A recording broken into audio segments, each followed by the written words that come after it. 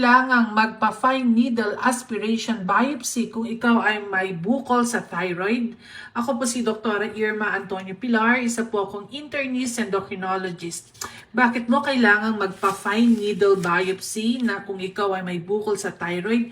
Kailangan ito upang makita kung ang nodule or bukol sa thyroid mo ay cancer o benign. Bagamat kaunting porsyento lamang ang may thyroid nodule ang lumalabas na cancer, importante na ma-identify kaagad kung ang thyroid nodule o bukol ay cancer o hindi. Hindi naman lahat ng bukol sa thyroid ay kailangan ng fine needle aspiration biopsy. Nag-order din po kami ng thyroid ultrasound. Minsan dito pa lang nagkaka-idea na kami kung ito ay cancer o benign lang.